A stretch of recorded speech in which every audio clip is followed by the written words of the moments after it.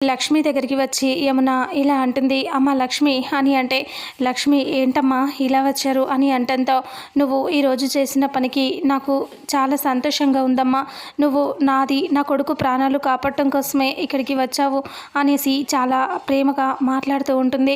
ఈరోజు నువ్వు చేసిన పనికి నీ కాళ్ళు పట్టుకొని దండం పెట్టుకోవాలనిపిస్తుందమ్మా అంటే, అంత పెద్ద మాటలు ఎందుకమ్మా, నా బాధ్యత కాపాడటం అని అనేసి లక్ష్మి చెప్తుంది యమునకి. ఇక అప్పుడే వసుధ ఇలా అంటూ ఉంటుంది. ఏంటి లక్ష్మి అలా ఉన్నావు అని అంటే, ఏమీ లేదమ్మా నేను బాగానే ఉన్నాను అని అంటూ ఉంటే, నీ భర్త ప్రాణాలు కాపాడుకోవటం నీ బాధ్యత కదా అందుకని అని మనసులో అనుకుంటూ ఉంటుంది. ఇక అంతలో పద్మాక్షి అంబిక అక్కడికి వస్తారు. రావటంతో సీరియస్గా ఇలా అంటూ ఉంటుంది పద్మాక్షి. ఏంటమ్మా ఏం చేస్తున్నారు ఇక్కడ అంతా అనేసి సీరియస్గా అంటుంది. ఏదో ఇద్దరు కలిసి సంతా చేస్తున్నట్టున్నారు అనేసి, చూడు నువ్వు నీ భర్త దగ్గరికి వెళ్తావా లేదంటే మదర్ని పెళ్లి చేసుకుంటావా, ఏం చేస్తావా నీ ఇష్టం, ఇవన్నీ నీకే వదిలేస్తున్నాం. ఏం చేసినా ఈ 2-3 రోజుల్లోనే టైం తీసుకొని చెయ్యు.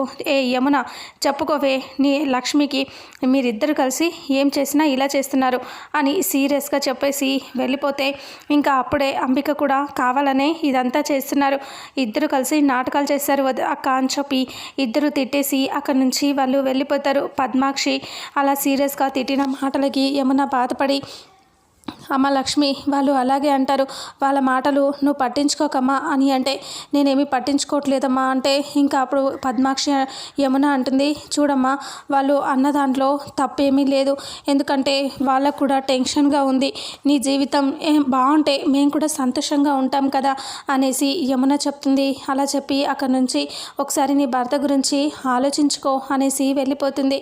అప్పుడే అక్కడే ఉన్న లక్ష్మి విహారి దగ్గరికి వస్తుంది. విహారి దగ్గరికి కాపటం పెట్టడానికి వచ్చేస్తుంది. విహారి గారు ఇదిగో మీకు కాపటం పెట్టడానికి వచ్చాను అని అంటే, అప్పుడు ఎందుకు లక్ష్మి అని, కొంచెం తగ్గాయిలే అని అంటే, ఇంకా అయినా పర్వాలేదు మీకు మొత్తం తగ్గేదాకా నేను చూసుకోవాలి కదా అనేసి ఇంకా మొత్తం కాపటం పెడుతుంది.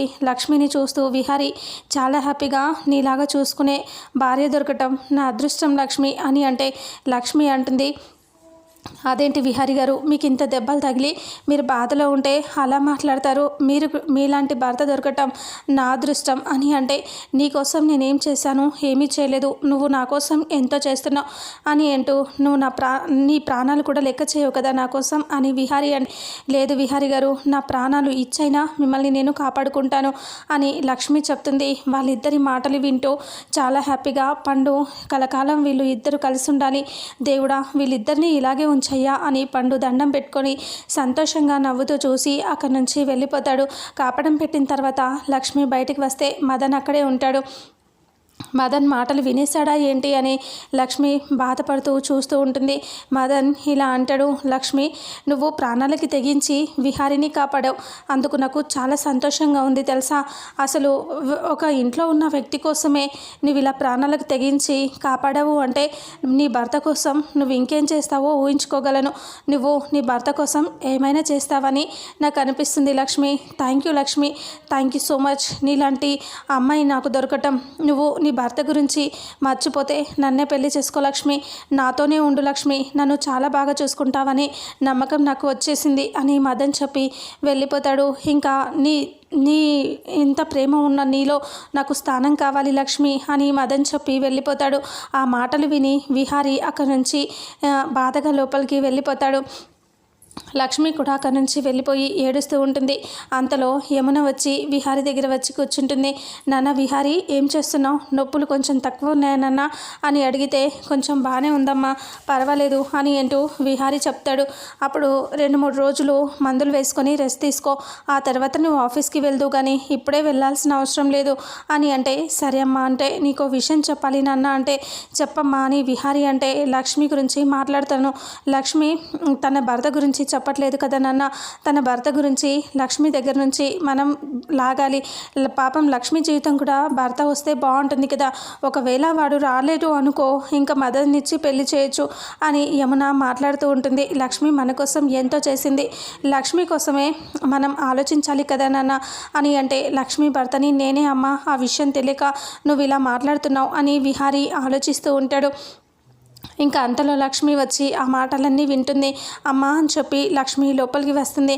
లక్ష్మి వచ్చావా, రా లక్ష్మి, నీకోసమే మాట్లాడుకుంటున్నాం అనేసి యమున అంటుంది. ఇక అప్పుడే లక్ష్మిని చూస్తూ ఇంకా లక్ష్మి నువ్వు ఇంకేం బాధపడొద్దు, నీ భర్త గురించి నువ్వేం చెప్పకున్నా పర్వాలేదు, మొత్తం మేం కనుక్కుంటాం అంటే ఇంకా అప్పుడే లక్ష్మి ఇలా అంటుంది. అమ్మ నా కోసం, నా భర్త కోసం మీరు ఆలోచించొద్దమ్మా అనేసి చెప్తుంది. నా భర్త గురించి మీరు వదిలేసేయండి అనేసి చెప్పేసరికి చూడు లక్ష్మి, నీ భర్త గురించి, నీ క్షేమం గురించి మేము ఆలోచిస్తాం, నువ్వు అలా అడ్డుపడకూడదు అని సీరియస్గా చెప్పి ఇంకా కబోర్డ్లో నుంచి గన్ తీస్తుంది. అప్పుడు విహారీ అమ్మ ఏం చేస్తున్నావు, వద్దు అమ్మ అని అంటే ఇంకా లేదు విహారీ, నేను చూడు లక్ష్మి, నువ్వు మా ప్రాణాలు కాపాడావు, నా ప్రాణాన్ని నువ్వు కాపాడావు, ఈ ప్రాణం నీకోసం నేను వదిలేస్తాను లక్ష్మి, నీ భర్త గురించి మమ్మల్ని వెతకనివ్వు, నేను మమ్మల్ని ఈ పని చేయనివ్వు లక్ష్మి అని అంటంతో లక్ష్మి వద్దమ్మా గన్ తీయండమ్మా అని అంటూ ఉంటే గన్ తీయమని చెప్పినా ఏం చెప్పినా నేను వినను, నేను షూట్ చేసుకుంటాను, నీకోసం ప్రాణాలు వదిలేస్తాను,